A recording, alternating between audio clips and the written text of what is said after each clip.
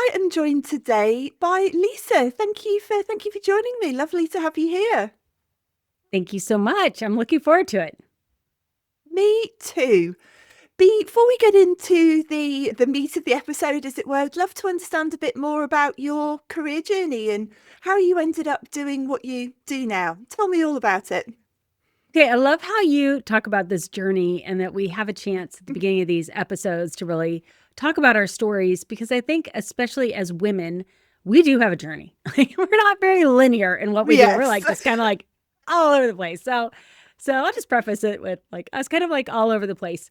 From birth, basically, I've wanted to have children, like be a mom, stay-at-home mom, have children. And my first, 40 years of life are all along that track. So you're going to hear that in my story. But as you go back through my story a second time, you could see that the seeds for where I went from 40 on were also being laid. So knowing that I always wanted kids, my birthday wish as I was blowing out the candle was that my mom would get pregnant with another baby. I had a sister who was 4 years younger than me, but I wanted like lots of kids around. And one of my favorite things as a child was to go up to my parents' houses, their parents' houses. My mom and dad were both the oldest. My dad was the oldest of six.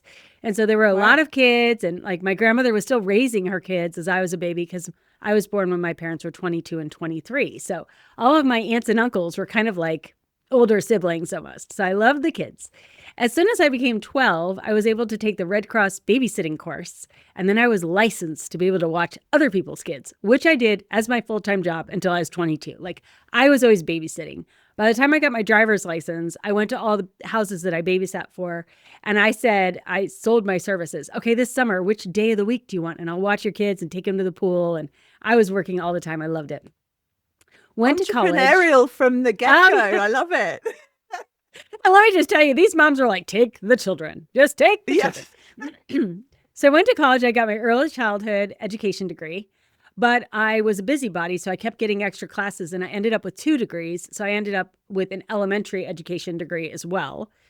Graduated, got married, which is what I went to college for, my MRS, Mrs. Woodruff. So I got married, super excited. And I taught for a year. And then I said to my husband, can we start trying to have kids? And he was like, okay, fine. Well, we didn't get pregnant. So I taught for 4 years and then we ultimately adopted our kids. And then I was a stay-at-home mom for a decade. So now I'm almost 40.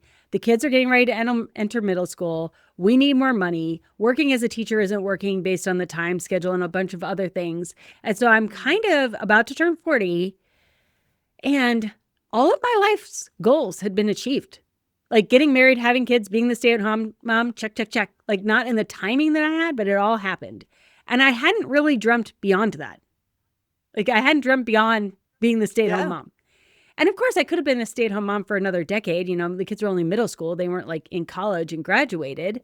But I knew that I needed to earn more money and I was ready to do something. So now if I go back through my journey, I could tell you kind of how the business came out of that.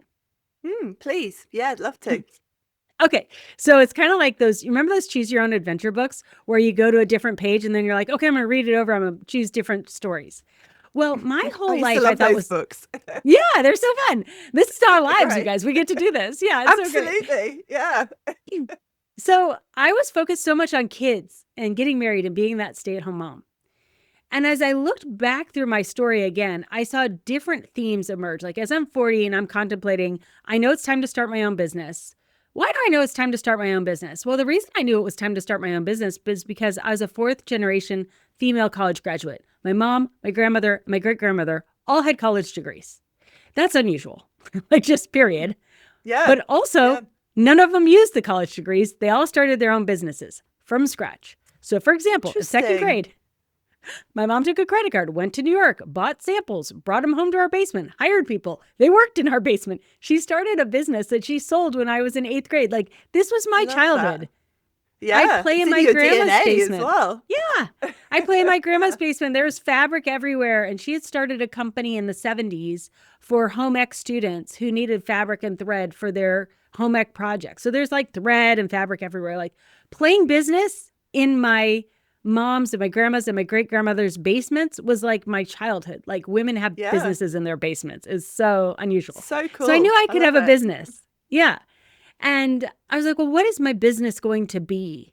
And I realized that I was successful in everything that I did because I either was organized or I helped someone get organized, not just related to children, but organization. So I started the company Organized 365 as a blog in 2012. No idea how I'd make money. And that's how I got started. Just time to start my own business. It's all going to be about organizing. Love it. I absolutely love it. There's so many parts of that story that I just think is awesome. And as you said, I'm trying to think if I know anyone who's had this, very linear career journey, and no one's coming to mind because pretty much everyone, similar to you, similar to me, has had this kind of weaving road. But the point that you made there, which I think is so true, is that often in hindsight, we look back and you can see the connecting threads. You can see the seeds that were planted. You don't necessarily know it at the time, but somehow those things kind of all come together, and that's been true in my own journey as well. And I just love that. There's something, I don't know, so interesting about that, and kind of working out what those threads are. And I absolutely love the part of the story with your mum, your grandmother, and your great grandmother. I mean, you were kind of destined to start your own business, weren't you? I mean, you were seeing it everywhere. Yes, it was very unusual, but normal for me. Like, I didn't realize everybody wasn't playing business and filling out UPS books as part of their, allowance money. I think it would have been more unusual had you not done that, actually, given what you'd seen around you. And the other thing that I think is really interesting about it is when you hear people say, I want to start my own business, and what is that business going to be? I think quite often, particularly in the conversations that I have, again, back to the point about the threads being there and the seeds being there, it's probably something that you're already doing.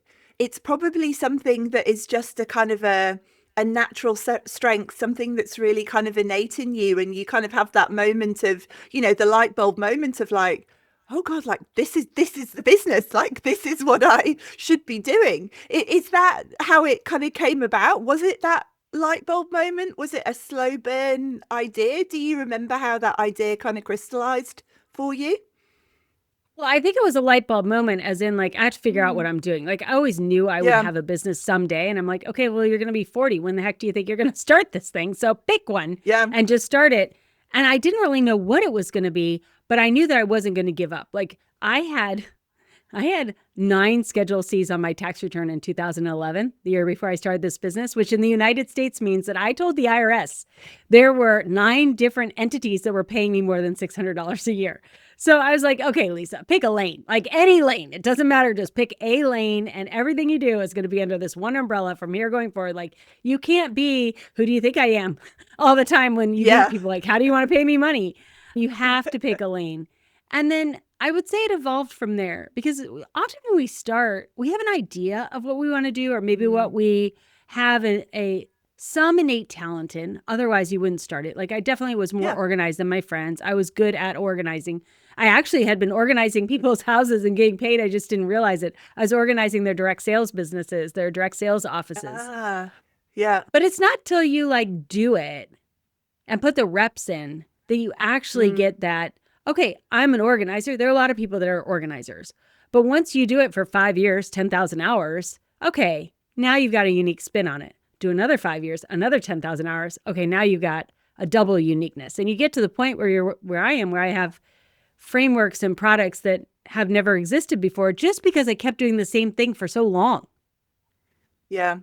Yeah, it's a really interesting point. And again, I think that's been true for me as well. If you have the original idea, and it's certainly a very similar thing, but it's not exactly the same. It does, as you kind of, test and learn, it's out in the real world, it's interacting with real people. You're taking that feedback on board, and it's kind of changing ever so slightly. And as you say, certainly as time goes on, it grows. And I know for you has also grown into a podcast and books and kind of all the other things that go into that. Tell me a bit about that. Yeah, so I love Montessori education. I wasn't Montessori trained in college. I didn't go to Montessori school. The first time I actually saw a Montessori school was an international school when I was in Beijing, China. And I was like, what is this? It was the coolest school I'd ever seen. So when our kids were little, I put them in a Montessori school, and then I went back to school and got my Montessori degree. But the way that Montessori education looks at things is they look at them in 3-year cycles. So students are actually in a classroom with 3 different grades. So first, second, and third grade would all be in the same classroom. And they would all learn about dinosaurs, let's say. Every year in October, they're going to learn about dinosaurs. But the first graders are going to learn, like, what kind of dinosaurs are they? What do they eat? What are their names? And then the second graders might do a dinosaur report. And then the third graders are going to do something like related to an archaeological dig and help the first graders identify their animals. And so it's a very circular curriculum, and it's very collaborative in how people support each other in the classroom. Well, I think we are lifelong students. And I found in my business about every 3 years, the company morphs and changes. So the first 3 years, I was pretty much just in-home organizing and doing the blogging. Then I added the podcast at year 4. And so for 3 years, I was doing the in-home organizing, I was doing the podcast, and I was starting to create our physical products. Then the next 3 years, I trademarked, patented, manufactured, and we started selling physical products and courses that went along with that. Then we had COVID. So then we had like a year break. And then I went back and I just spent the last 3 years getting my PhD, and we're now moving what we're doing. The change that we're seeing anecdotally, not even anecdotally, right in front of my eyes, the transformation that's happening with people inside of Organized 365. Can we run scientific experiments and find support for the executive function support we're seeing in these products? There is no scientific studies being done for ADHD in adults. And we know that our products are showing support for people's executive function. Can we show that at the academic level? That's my next challenge. Awesome. Yeah. And you very casually kind of dropped in there that on top of all of this, you've been studying for your PhD, which I think you recently completed in all your I'll free be done time. in June. Okay, so here's the thing. There. Once you get organized, here's the thing though, when you get organized and you plan, you open up more and more capacity and time. And I told you, my kids are grown now. So my kids are grown. And so, it's 25 hours a week to get a PhD. If you want one, it's 25 hours a week to get a PhD. Find the time on your calendar and then you could sign up. So that's what I did for 3 years. I love it. Yeah. But it kind of goes back to it's walking the walk, not just talking the talk, isn't it? You're practicing what you preach, and it's obviously, you know, working for you in your own life, which is, I guess, the ultimate proof, isn't it? I think that the foundation, to use that word, Lisa, of how you've kind of come to this, and particularly what we're going to talk about today, the idea of kind of escaping overwhelm. And I think we all sort of reach a point in our life, and it's interesting, a lot of what you were referencing in your story was when I reached 40, as I was turning 40, because that does seem to be when it kind of starts to come up for people. As you say, it's, if people have got kids, it's perhaps as parents are starting to get older, and there's that out there as well, obviously juggling work, career. And I do think, those feelings of kind of overwhelm, and you use the phrase mental clutter as well, which really, really resonates. So if you could, just kind of frame it for me and for the listeners, viewers, this kind of sense of overwhelm and where it's coming from and what's happening. Yeah, there's no lack of defining the overwhelm that women in their late 30s, 40s, and early 50s are feeling. Like, you can't turn on TikTok or Instagram or TV or open a magazine without hearing someone talk about the invisible labor, the mental load. A lot of the preeminent researchers are in Australia, where you are, that are talking about the invisible load. It is the mental remembering, rehearsing, planning, monitoring, making sure, ensuring, it's taking my grandson to swim class.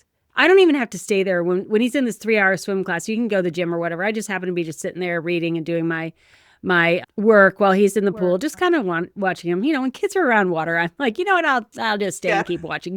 He's not a swimmer. Let's just say that. And he's a boy.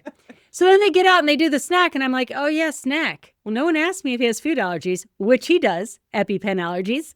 So I just wander on over, and I'm saying to the swim coaches, I'm like, mind if I look at that box? We've got a few allergies. They go, allergies? Does anyone have allergies? And they're all like 4 and 5-year-old kids. You guys have allergies? Anybody allergic to anything? Where are your parents? Did we ask? Because they realize they haven't asked that. And so I think that is the mental load that women have. Like, I know that the grandchild has allergies. Now, if grandpa had brought him He'd be like, here, dude, here's a snack. he wouldn't have thought about that. So it is also a lot more on women than men. Now, here's my thing and why I'm getting my PhD. Academics are really, really good at defining the problem and raising awareness of the problem. They aren't good at applying it to a solution.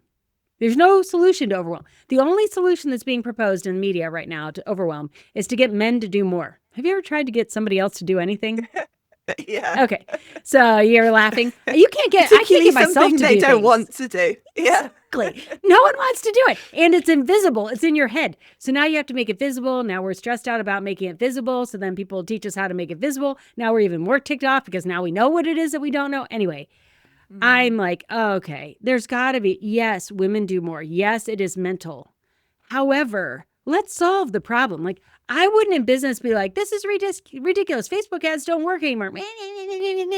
Somebody should pay for my TikTok ads. No, I mean, I'd be like, okay, so clearly I have to go like start a Substack or I have to do whatever. Like, how do I solve my problem as a CEO? How do women solve their problem as the CEO of their household? I'm not saying this is like men don't have to do it, but also I don't think it's a female only problem. There are a lot of single dads. There are a lot of single moms that don't have a spouse to pass it off to. So the invisible load is in our brains. And we are using our brain like it's a calculator instead of a computer. You're wondering why AI can think? Because it's not trying to remember your to-do tasks. Empty those out onto paper and let's start using our brains like they're supposed to be for the thinking and the creative problem solving for how to reduce your invisible load. Part of it will go away if you're in the active parenting years. Part of it will lessen when you're out of the active parenting years. But that takes forever.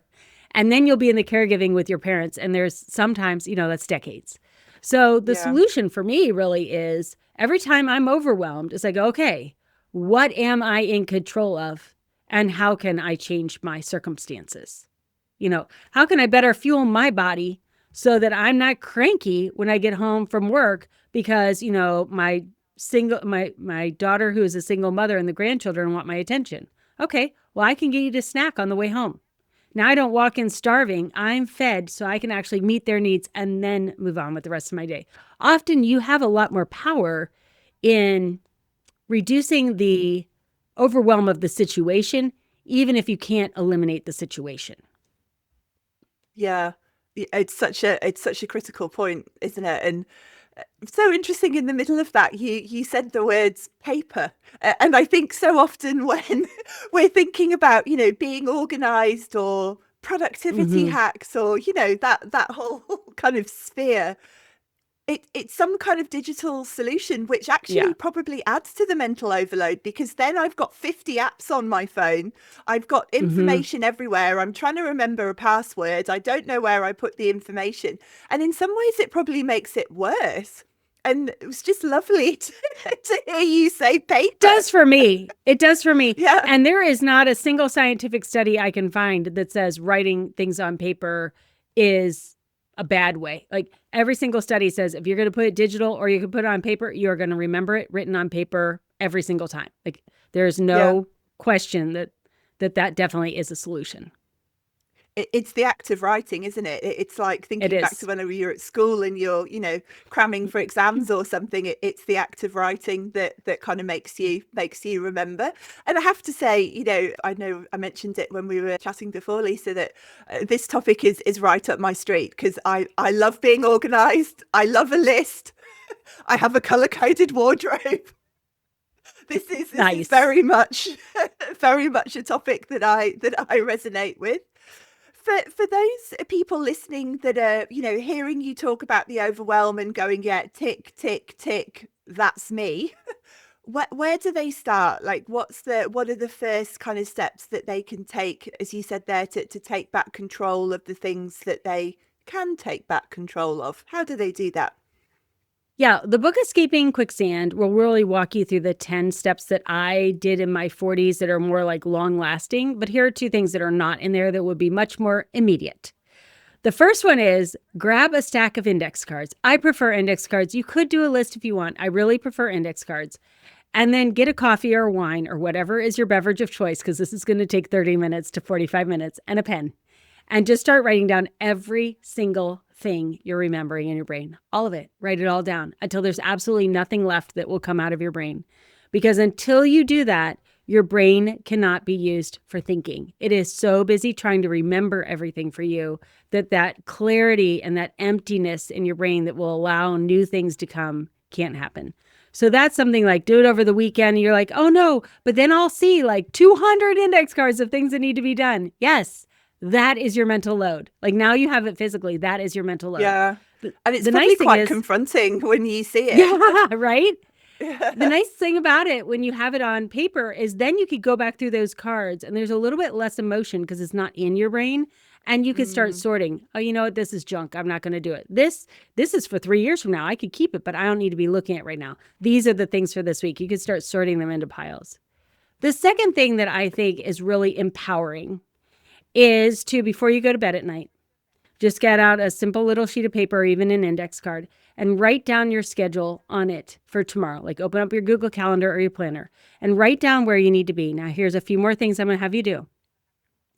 Now I want you to write down if you have to drive there. So I want you to write down all the driving. Then bonus points if you check the weather and you pick out your clothes like you're in 4th grade. So you know what you're going to have for clothes. Okay? And here's the last one. And this is really important if you can start doing it. When and what are you going to eat? Now you're going to look at it, you're like, oh, wow, I was going to go to 2 meetings that are half an hour apart, but I only gave myself 15 minutes to get to one for the other. And it's during lunchtime and I had nothing planned to eat. At least you could throw a protein bar in the car. But otherwise you're just starving because you don't have time enough for fast food and it's too expensive, blah, blah, blah, and you're just spinning and now you're starving and everything's worse when you're starving. So that's what I would say is you could start that tonight. Like you could start that tonight. Do you know what I was thinking as you were saying that? It's something that I think a lot of people do and actually were probably taught to do because I think I think that's where it came from at work. You know, as you're finishing your work day, you tick off your to-do list and you think about tomorrow. And last thing I would do before I leave the office is write my to-do list for tomorrow. Great idea. But why are we not doing that outside of work? as you just illustrated there, it's the same idea and it's really powerful at work and it's super helpful because then you're not going home thinking about those things that you need to do because they're down on the piece of paper and doing the exact same thing in your home life and your personal life. I'm sure has the exact same outcome that it's not floating in your head anymore. It's now down on the paper. Yeah. Well, because our houses are businesses. Well. Yeah, absolutely. Yeah. You mentioned that before sorry to interrupt you. No, I was going to say, when you said you'll sleep better, what I also find, yes, you definitely sleep better. But also what I find when I write down what I'm doing the night before or review it before I go to bed, sometimes I'll wake up and a problem that I'm going to solve the next day, like especially when I was organizing homes, I would be thinking about the house I was going to organize and I would wake up and I'd be like, oh, I have an idea for this house or like, oh, I have an idea for that podcast episode or whatever. So often like you're priming your brain for what you're going to do tomorrow. Your brain will literally work for you while you're sleeping. It's so awesome. I do it all the time. It's great. It is the best thing ever that I do that sometimes as well. If there's something I'm really struggling to solve, it's kind of that kind of instruction to your brain to think about it while you're asleep. And as you say, it's the best feeling ever when you wake up with that solution and you just think, oh, I love this. It feels like a I don't know, like a real sort of life hack of like how to maximize your brain function, but also your time because it's doing that work while you're asleep. You mentioned before the economic power of your household and thinking of yourself as the CEO of your household. Tell me a bit more about that. How do you sort of think about that more broadly? Yes, I'm not sure what the numbers in Australia are, but 68% of US GDP is household spending. And I told you when we were meeting before this that Australia is the only country that has larger houses per capita than the United States. When I did a little bit of research, I realized that your houses are just a little bit bigger than the United States, which makes sense. I mean, you're a huge country, just like the United States is a very, very large country. But I like to say that because, like you said, that is a business hack that you would do that before. I was like, wow, that's a great idea. I should do that in business. I never worked in corporate, so like I wasn't trained that way. I'm like, oh. But yes. We are an economic entity, a significant economic entity. And so we should plan our work as much as we do at work, if not more, because like we're going to live in our household our whole entire life. And like the plan that we're making is for our life. It's not even just for a business or for a paycheck or whatever. So yes, anything that works in business is what's missing in the household. That's what I've really realized over time is that, yeah, okay, you can organize your closet. It's going to look great. Or you could do a one-off project here, there, and everywhere. We need a complete organizational system in our house. Like you have an organizational system in business. We need a financial system like a CFO at work. We need someone that's not just making the budget and the bill pay, but also thinking about the strategic savings for retirement and vacation and, and allocating energy of the different families and overseeing medical and like all of those things, like, and take our role seriously, like the CEO of the household that we are. I think the other thing with that, with systems and processes, is that you get consistency. Yes. As you said, you're not relying on having to remember it, or it just becomes part of the system, part of the process. It's no longer mental clutter because it's just what you do. That's the system and the process. Good point. And I love a system and a process. Yeah. You mentioned, I think it's chapter 5, or you use steps, don't you? Step 5 in the book is to focus on a particular 3 spaces in your house when you're starting to think about kind of organizing your space. Talk me through that. Tell me what we should be doing and which spaces they are. Yes. Okay. And it doesn't matter if you have children or you don't have children. I've organized houses of all different kinds. And what I found was, we are all trying really, really hard to get our houses organized. We're spending a lot of time, effort, research, money, like on getting our houses organized. And yet we're all falling short. The first study I did in 2021, I asked people, if they believed organization was a learnable skill. 87% said yes. I was like, wow, this is great. I didn't know everybody knew it was learnable. This is wonderful. And then I asked them if they were done organizing in these 4 different categories. And the results were abysmal. It wasn't even Fs. We were like 20% and below. And I was like, okay, well, this is demoralizing. You think that's a learnable skill, but you're failing in every single category. I'm like, no wonder that we're like, forget it. I'm not going to get organized. I'm just going to go out for coffee, or I'm going to go for a run, or I'm going to go whatever. Well, as a teacher, I feel like if you believe something is learnable and you can't learn it, that's my fault. That's not your fault. Like somewhere along the way, we haven't given you the tools to learn it. You wouldn't say to a child in 2nd grade, like, oh, well, I guess you didn't learn to read. It's not the teacher's fault. We gave you books. No, the teacher would teach you how to read, and there'd be intervention. There'd be an intervention. So I realized that women are putting in a lot of effort in their houses, and they are not receiving good results. So I kind of started to observe what was happening, and how did I finally get organized all the time? I get all the way organized. Why am I getting all the way organized and you're not? And I realized it's 2 things. Number 1, we do Swiss cheese organizing. So this is step 4. Swiss cheese organizing is where you reorganize the same exact areas every single week, hoping to get different results. Like I walk in, the family room's a mess, the kitchen counter's a mess. I'm going to clean out the refrigerator. I'm going to go, run the laundry. Like you're doing housework, but you think you're organizing. Yeah. And then the next weekend, you're like, all right, I'm going to start again.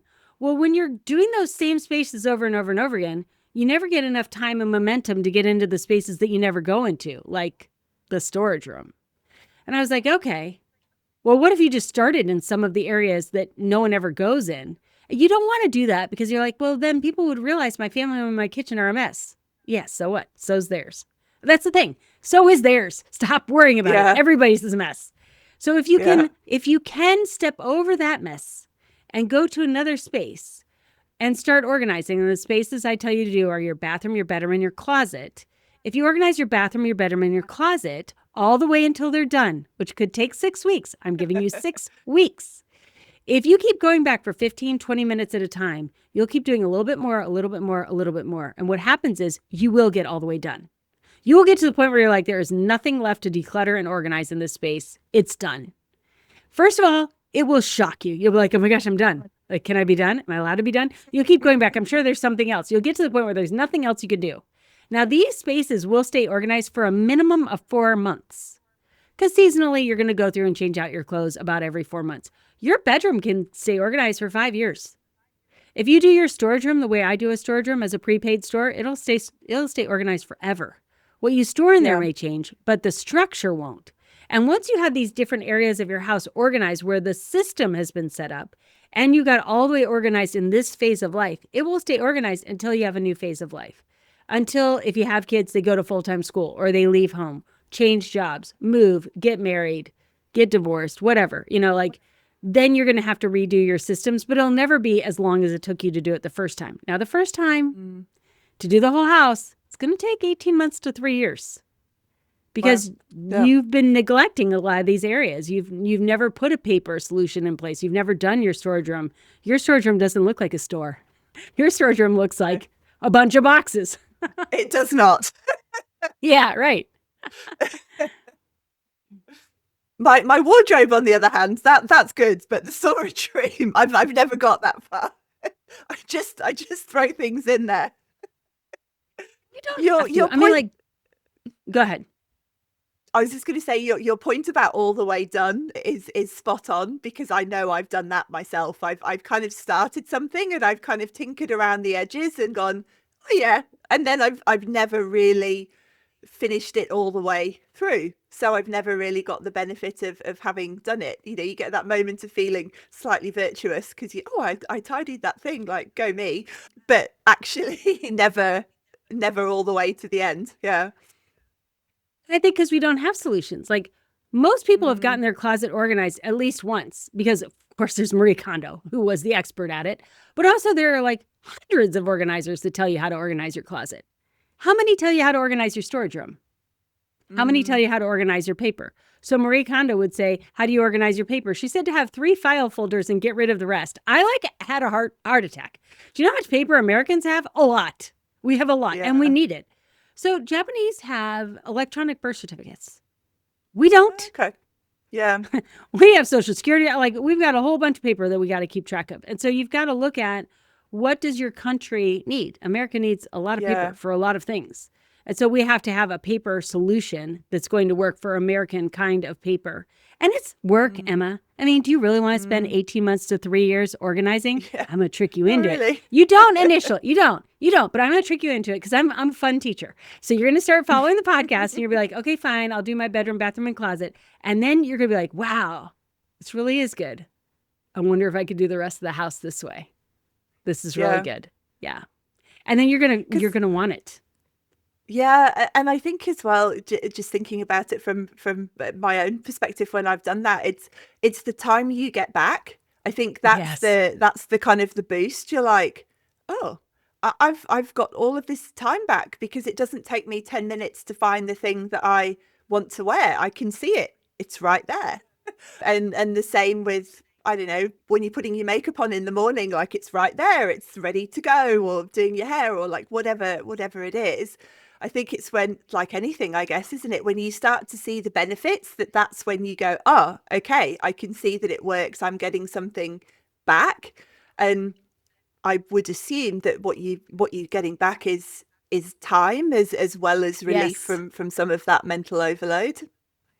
Yes. So our mission is to help you get organized so that you have time to do what you're uniquely gifted and created to do. Organizing is a current investment of time for a future exponential return on time. I love that because it's going to sound a bit morbid, and I don't know why it just came to me. Maybe because it's my birthday in a couple of weeks, and I always think like this when it's close to my birthday. But it's that classic thing of the only thing you can't get more of is time. Like it is the most precious resource that you have in your life, and if there's a way to get more of that or claim some more of that back, why would you not do that? Like that's one of the biggest gifts you can probably give to yourself is to free up time to do the things that you want to do, to spend more time with the people that you want to spend it with, to start that business idea that you've had in the back of your mind for 5 years, like whatever it is. But yeah, I love the way that you said that. That was great. Yeah, time. And also, peace of mind. The mental clutter and the invisible work that we do is not going to go away. But when you organize your environment, then it doesn't add to it and it actually can support it. So when you externalize things from your brain to your environment, like on these index cards, and I like them to end up in Sunday baskets, if they have a place to go and a purpose, then you have a system that is flowing that supports your mental load as opposed to trying to remember. And when your physical spaces are organized, like organization is actually an executive function. Planning is actually an executive function. When we talk about ADHD and deficits in executive function, planning and organization are 2 of the 8 executive functions. So your physical space being organized, you having a place to externalize your actionable to-dos actually supports your mental cognition as well and reduces stress and anxiety. So Charles, again, just as you were saying that, I was thinking that's why I like to be neat. That's why I like, my Yep. space to be, it's peace of mind. I find it's Mm-hmm. calming. I look at the space and it's tidy, and that just makes my makes my brain calm. I think, yeah, I don't know where it comes from. It must be potentially a childhood thing that, my house growing up was always very neat, and maybe I've just got that association. But yeah, it is. It's peace of mind. There's a phrase in your book, Lisa, that I particularly loved. It's in the step 6 around you're not a perfectionist, you're a woman of excellence. And then there's a follow-on phrase that perfection seeks applause, excellence cements peace. And I loved that. Yes. I went back and I read it over and over again, and then I cut it and pasted it and put it on my wall because Oh, I absolutely love that. So yeah, talk to me about step 6. So you're not a perfectionist, you are a woman of excellence. What's the difference? yeah, I think we are so hard on ourselves. Like we Mm, expect perfection of ourselves and we're always striving perfect. Or I'll just speak for myself. I was always striving for perfection. So even a little offhanded comment, like when I was done painting a room, like, oh, you missed a spot over there. I was like, like I'm not perfect. yeah, I'm trying to be perfect. I can't believe you pointed out something that wasn't perfect. And it would really send me into a tailspin, because I was never able to hit the mark to get the A plus. I was never an A or even an AB student. I had dyslexia, so I had this floating C that I couldn't get rid me of. too. Ah, and I just felt like I was less than. So in my 40s, in my worn out, depleted state, I was like, whatever, I'm not a perfectionist. You're not a perfectionist either. And I was like, don't try to pin your perfectionism on me or your expectations on me. And I didn't really like that. Like I did it out of, self-preservation, but I didn't like that Yeah, flippant, I don't care attitude because I do care. Like I care yeah, deeply, but I just yeah, couldn't get the perfect mark. And I realized in my 40s, you know what? I am a person of excellence. I try really hard. I bring all of my resources to bear when there is a problem, and I will, do whatever I can to help you and support you. But I'm not perfect. There actually is no such thing as perfect. yeah. And in embracing that, I realized that I was giving myself grace and everyone around me grace. And I was no longer holding myself to the judgment of perfection or living up to this unrealistic expectation and standard. And I don't judge anyone anymore. And it's so Mm. freeing. And for yourself as well, like, because I think often Yeah. the person we judge the hardest is ourselves. As you were saying, you hold yourself to such a high standard, unattainable standard. You're never going to Mm-hmm. get there because it's impossible. And and I think that, as you said, liberation, I think that's where that sense of peace comes from in your statement there that I loved so much. The other thing that you touched on briefly that I just wanted to come back to was the Sunday basket. What is the Sunday basket? Tell me about that. So you probably have a system that's very similar to this. The concept is not, revolutionary. I've just made it kindergarten simple. So it's a place to put all of your actionable ideas and to-dos and projects that are in process on your kitchen counter in a basket. And it has these clear plastic colored poly folders in it, which are called slash pockets. And each color has a different role that you have inside of your business. So green is the color for finances, and pink is the color for your personal goals, and purple is the color for anything household related, and blue is the color for all of your family and personal, people responsibilities. And this system is really a way, kind of like you would organize a business. Like in a business, you have sales, marketing, operations, finance. It allows you to look at all those different departments that you oversee as a household manager and have a physical representation of them. So you remember, oh, yeah, that's right. It's so and so's birthday. Or, oh, I forgot, we have to have the HVAC unit checked because we're changing seasons, that kind of a thing. And then it's also a place to keep these index cards that I talk about. I write down index cards. Like, I've got them. I've got them everywhere all the time. I'm always writing myself notes. And the rule is if it can wait till Sunday, it has to wait till Sunday. So I just drop them in there all week long. And then on Sunday, I just go through them. And are there like 50 or 60 or 70? Yeah. But I go through them real quickly because I can like sort of yes, no, maybe, put them in slash pockets, things like that. And then I plan my week. I told you how to plan your day. I sit there and I do that for my whole week. I plan my whole week of outfits, my whole week of driving, my whole week of meals and all of that. And it's just a basic system for planning your week. Everyone has figured out how to do this on their own. There is no universal household system. Like there are a million systems for planning your work week, but there aren't Yeah. any for planning your home. And for Yeah. keeping track of all the projects, like you could do a planner that's going to plan your week, but where do you put all of the like the birthday invitation that goes with that, or the receipt for the return thing that goes with that? So the box helps you organize all of those things that go along with your plan. How does that typically take you to do that? Well, anywhere from 90 minutes to 3 hours. I know I just lost Okay. you. Don't let me lose you there. Because when I was doing it daily, it takes like 30 to 45 minutes. So you end up Yeah. saving a lot of time doing it on the weekend. And the more you do it, just like if you've ever done a budget or a food plan or whatever, the more you do it, the faster you get. The more Yeah. you save money and get your macros in line when you're doing a food plan, or the more you're able to save time and money in your budget if you're doing budgeting over and over again. Same with the Sunday basket. But some weeks it takes 3 hours because we're signing kids up for classes and we're thinking about summer camp or planning the family vacation or, calling everybody that we need to for a remodeling project. And there's just a lot of household administration to do. Every day, I think if you were doing that every day, it would just becomes another job, and I think it would actually probably add to the feeling of overwhelm, not help with it. Yeah. Whereas, weekly seems a bit more sensible. And again, back to that kind of the feeling of peace, just knowing that it's done and knowing that it's planned and organized. I know I would feel so much better knowing that was done and the case. Final question, Lisa. The time has flown by, but the final question is always the same here, and it's what do you know now that you wish you knew then? I think what I wish I had known, like back when I started my household, was that there is no roadmap for running a household. Now there is with the Organized 365. I wish I would have had a roadmap. Specifically, before I started the company, when my father was ill and ultimately passed away, and we were his power of attorney, and I was his executrix. I Googled, like, please, how do I settle an estate? Like, and there was not, there were books about what to do before people pass or like legally what you do, but there was no like take an inventory of the house. Like there just wasn't I was looking for a Mad Libs for adults. Yeah. Like, just let me give me the workbook and let me fill out the workbook like I'm in school. So I created it. That's what the binders are. I created it. And so I've created these things. Like if you're like, well, no one ever taught me how to run my house, or I don't know where to get started, or I understand this weekly planning thing that you're talking about, Lisa, but I'm not a good planner, so I can't cobble it together, DIY it from scratch. I wish that these systems had been around.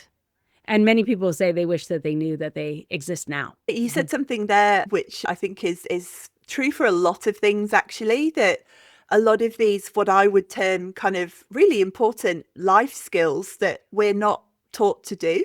Certainly a lot of that household stuff, I think, financial planning and financial management, in my world, a lot of the career stuff, like writing a CV, like how you market yourself. Like we're not taught to do these things. They're almost, I don't know, just a given, or there's an assumption that you just magically know how to do that. But vast majority of people don't. Isn't it crazy? Like It is crazy. Actually crazy. Yeah. So when I think about it, because then like I was in education, so if you want to add a class in, then you have to take something else out. And I completely understand like wanting well-rounded students and exposing students to all kinds of like science and math and all those kinds of things. But I remember, in advocating with kids who have IEPs and special needs and like are really struggling in school, and you're like, okay, now they're in 6th grade and they really have to know their times tables. And I'm like, but do we really? Like, we have a computer in our pocket. Like, if you're in 6th grade and you don't know your times table, I'm just going to call it. You're never going to know them. As a matter of fact, you're not going to ever do it out of your brain anyway. You're always going to pull your phone out. Like, is this the right skill that we should be spending all of our time on? And this is totally off topic. But as we think about where education is going and where AI is going, because AI is a computer, we need kids to be critical thinkers. We need as adults to be able to independently take care of ourselves and advocate for ourselves and know how to live life. These are our life skills. So how do we kind of, schools were created for the Industrial Revolution to churn out workers. Yeah. They weren't created for independent thinking entrepreneurs. No. We Yeah. survive school. We break schools. Yes. I know. And so how do we change that? I think critical thinking specifically to me is that is the point of education, to turn people out that know how to think critically, that know how to think for themselves, that know how to solve problems, to find information that they don't know. And I don't have kids myself, but from what I understand from friends and what I see out there, it seems like that bit is really missing. Like we're not teaching people how to think critically anymore. And that, along with some of the life skills, as you were saying, that the thing that was sticking in my brain is I did Latin at school, and I can remember, I think I only did it for like 2 years, and I can remember one thing, and that is canis est in via. The dog is in the street. Like, how is that 4 years of French. To me? I only know Je m'appelle Elise, which is my name. I can't do anything in France. 4 years of French. At least you might go to France like that. And tell them that my name is Elise. Useful. Like, I have been to France, and I could not speak the language while I was there. I will tell you that for a fact. I was like, yeah, that was pointless. But yeah, there must be a way of weaving in some of these broader life skills. Yeah, because I just think they're so important. And yeah, as we said before, no one really tells you how to do them until now. Lisa, you're here. Yeah, right. I'm here. You can tell people how to do it. Yeah. Brilliant segue. How can people find you if they're interested and they want to find more? Where should they go? What should they look for? Well, if you like podcasts, I have a podcast called Organised 365. Get to know me a little bit better there. The products and courses and programs are over at organized365.com. And I'm most active on Instagram, Organized365. I'm not following you on Instagram. I shall have to do that. I've been following you on LinkedIn and really enjoying your videos, by the way. They're great. Oh. So I shall follow you on Instagram. Thank you so much, Lisa. Really, really interesting. And as I said at the start, I absolutely love your story and you know what you've built and what you're doing. I just think it's really cool, and putting things out into the world that can help people, which kind of seems to me like the ultimate point of doing anything. So thank you so much, Emma, and thank you for having me on.